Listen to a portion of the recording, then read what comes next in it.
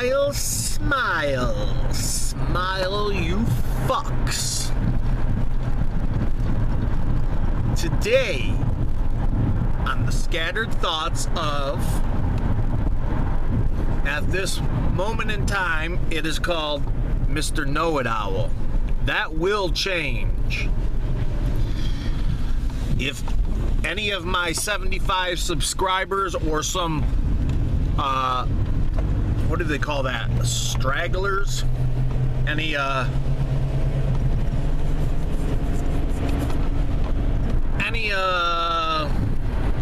people out there in Never Neverland that stumble upon my channel in this video, if you can give me any ideas on a new YouTube name, which I'll be honest with you, I most likely won't use your advice, but you never know, because I'm insanely picky. Ask the people that know me and my band members. Because even though the name of my channel is long, it has a good flow. The Scattered Thoughts of Mr. Know-It-Owl, which also is kind of like an oxymoron, because an owl represents like wisdom, you know, the intelligent one, because he looks that way. And then a know-it-owl, you know, because they fuck, says it alone. But then the scattered thoughts, yeah, you get it. But it has a good flow. Fuck. But I don't want that symbolism with the owl and then the owl winking, you know, like, regardless of my intentions for the other truthers out there trying to find a channel that they can relate to, even though I might not be the best, but, you know, just to hear my opinion on things. What's the words I'm looking for? I'm driving, I'm trying to think. I don't want them to get the wrong impression and be like, oh, but look at that, he has the symbolism.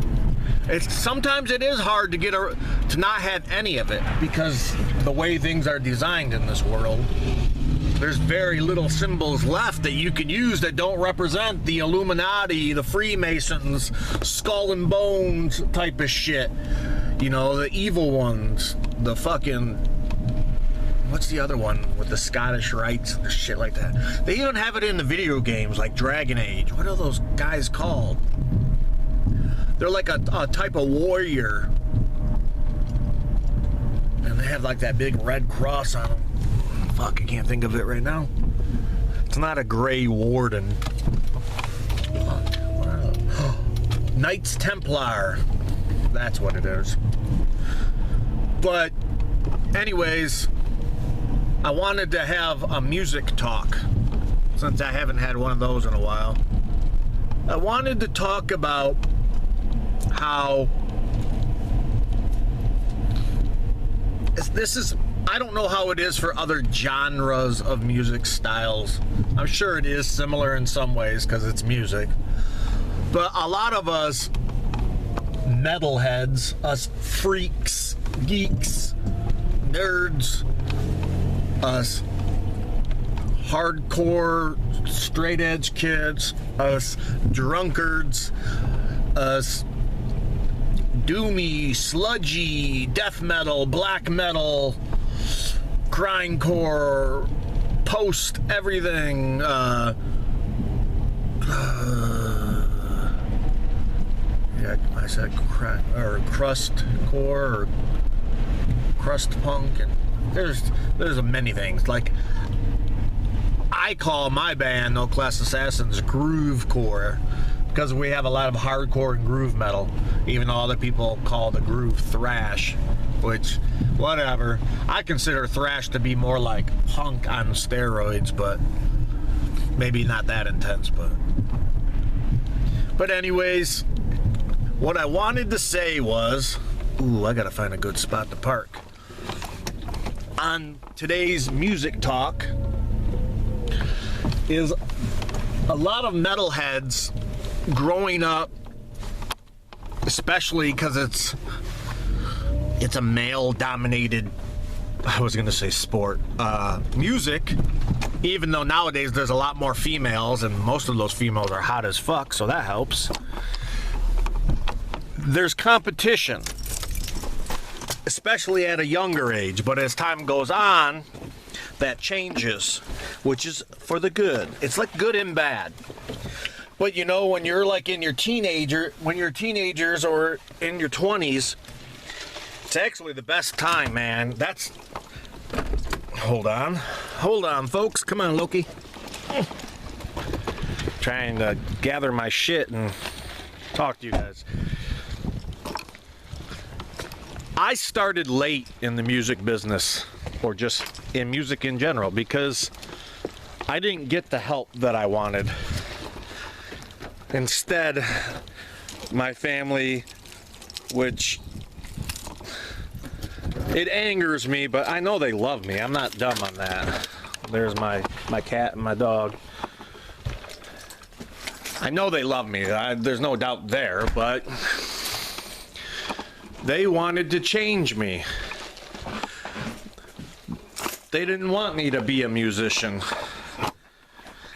'cause it doesn't pay the bills. I'm not that type of person. I do what I want. I don't give a fuck. This is going off subject, but a lot of people, I remember my mom's one boyfriend, well, why do you play that style of music? You should be playing country and pop if you want to make money. I looked at him like, are you fucking kidding me? I said, I don't play music for money. I could do other things if I wanted to make money. Hold on a sec. I'm like, I play it because I love it. You think I decided to put all that passion, blood, sweat, and tears, time and effort into playing my instrument because I wanted to make money? Some people do out in there in the world, but fuck, are you kidding me? What? That's a lot of work to do, especially the way he said it. What, I'm gonna learn styles of music I hate? Fuck that. He called it demographics or whatever, you know, the people that we reach. And for one, for how heavy we are, we reach a lot of people. There's lots of juggalos that like our music, and we are not juggalos. Well, not me. My singer is somewhat. Passion. A true musician that creates original music that you people like, no matter if it's underground metal or the most popular music in the world. Ah, shit. Well, yeah, because technically even the most popular people, even if that music sucks to me, it's usually written by somebody who did have passion to write a hit. It's not about, music doesn't have to be all complicated, people, to be good music. It can be simple as fuck, as long as you write that right beat, man. Scattered thoughts. No fucking kidding. I'm rambling like a motherfucker. Anyways, it made me angry because the motherfucker thought I played music to just make money. No. My enjoyment comes from stumbling upon a riff, from fiddling on my guitar. Like, I don't know music theory and shit, and I learned I started late, man. I started in my 20s when I really started. I wasn't no prodigy or a kid that started at 5 years old. I wasn't fortunate. That's what I meant by my family. I would ask them for a guitar, but they never would, or they'll use the excuse it costs too much. That is bullshit. The cost of the stupid basketball you could have got me a guitar for. It's not like you had to get me the best one at that time. As time went on, my mom eventually did get me a guitar, and one time she bought an acoustic and I took that from her.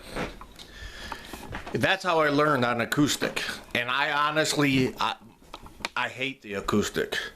Even though I've wrote some really good songs on it, It is insanely hard for me, the way I feel music, the way my soul feels it.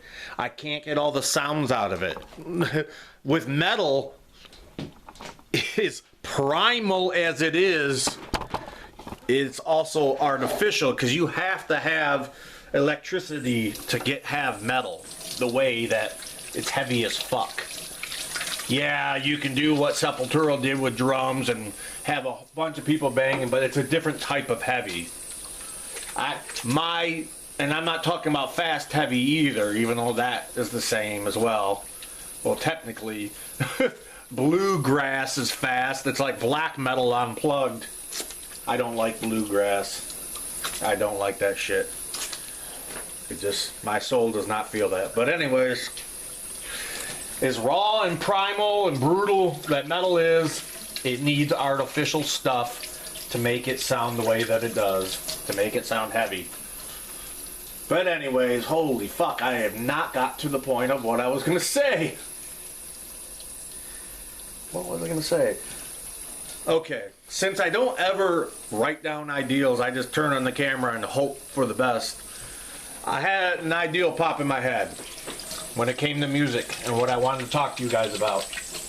It's about growing up, musicians, they become, especially in metal, like we want to show off and outdo the other, be faster, be more brutal, shit like that. Which isn't bad because it drives you. It's a type of motivation to get you to a certain point as a musician on your skills and to write riffs. But it's not the only way. Because you'll get to a point, like I am, now that I'm 41, it's not about, if you're a true musician, you never stop making music. And a true musician doesn't have to be signed to a record label and be all rich and famous. But you do have to record your music, people. You have to try to put it on something for people to listen to. Don't just write songs and let no one hear it. What the fuck? You're only a musician to yourself then, and maybe the few people around you. But anyways, I always, when I wrote music, especially because it was hard to have a band. It's hard as fuck, people. It's hard.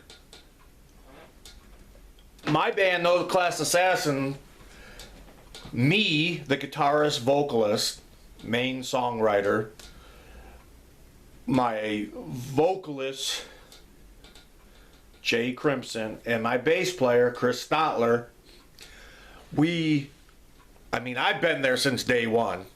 Then Chris, then Jay. But anyways, it's like Slayer. We're like Slayer. We're the three main people. And we've had drummers for long periods, but it's not something we've been able to keep. It's just the way it is. So, let alone to find other members to do what we want to do. And this is where I'm getting to my point.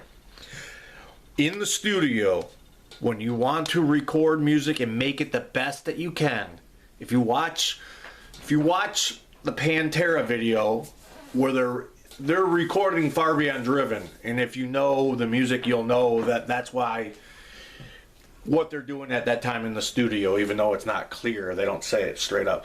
But Phil says we take the know-how, and he says some other stuff, the know-how and this and that.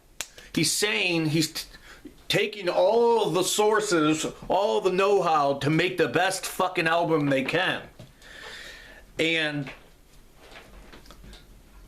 I always thought that anything recorded had to be the same live. And that's not a bad thing. That's why we're good live as a band. But it always stopped me from making better albums and adding in the extra flavor. And this is the moral of the story, the point of why I'm making this video. You don't have to be able to play everything live. But even if you can't play everything on the album live, you have to have the main structure, the main core of it sound good enough live that the people can get into it, and you yourself can enjoy. I'm a musician. I like to play it exactly as it is on the album as possible. I don't like when people free jam. I love that solo the way it is on the album for a reason. I don't like when you change it up and I'm waiting for it live and then I'm like, ugh, it destroys my zen, my vibe. Some people are like me, but there's a lot that like musicians doing that. Well, fuck, if you like that shit, then I can just fuck up live. That's what it is to me. That's what it feels like to me, even though it's not the same. The advice and the moral is, people, besides what I just said, is you got to look at an album as you're writing the best book that you can. You're building the best hot rod that you can. You're doing the best painting, a finished product. And that's another thing when it comes to people with the whole do-it-yourself. They don't realize anything made by somebody is technically do-it-yourself. But a lot of you motherfuckers out there, hint hint singer, or past drummer, they think it needs to look half-ass and sloppy. Do it yourself like it's some old flyer. They need to have a different wording for that, because my do-it-yourself looks like a brand new product, where other people's do-it-yourself looks like somebody. I'm building the shiny hot rod all black with chrome rims and everything looks perfect, where your do-it-yourself is like, yeah, you redid the engine, but the car's rusty still.